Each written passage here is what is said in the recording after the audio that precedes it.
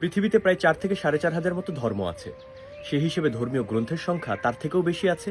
কিন্তু এখন যে গ্রন্থটি আপনি দেখছেন এটাকে বলা হয় কোডেক্স গিগাস, অর্থাৎ শয়তানের বাইবেল। ৩১০ পাতার দানবাকৃতির এই বই যা নাকি লেখা হয়েছিল মাত্র এক রাতের মধ্যে। এটির সৃষ্টির পেছনে রয়েছে একটি পৌরাণিক কাহিনী।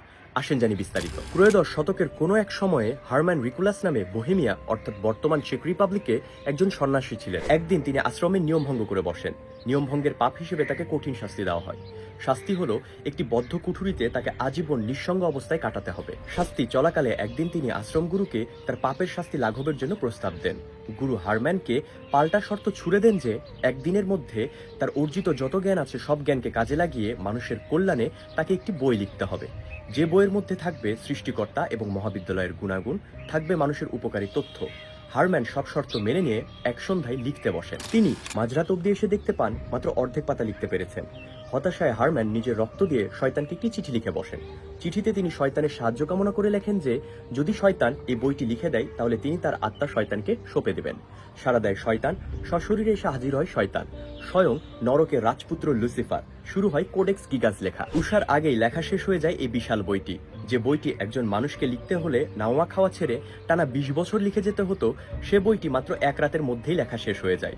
নিজের প্রমাণ দেওয়ার জন্য নিজ হাতে শয়তান তার নিজের ছবি ২৯০ নম্বর পৃষ্ঠায় এই বইটিতে রেখে গিয়েছে। বইটি ১৪৭৭ থেকে ১৫৯৩ সাল পর্যন্ত ব্রোমফ মনস্ট্রিতেই ছিল। বইটির প্রতি মোহ দেখে সম্মানস্বরূপ প্রাগের সন্ন্যাসীরা প্রাগ সম্রাট রুডলফকে বইটি উপহার দেয়। এর দীর্ঘ সময় পর প্রায় ৩০ বছর রক্তক্ষয়ী যুদ্ধ শেষে ১৬৪৮ সাল নাগাদ প্রাগ শহরে ঢুকে পড়ে সুইডিশ সেনা। শুরু হয় লুটপাট।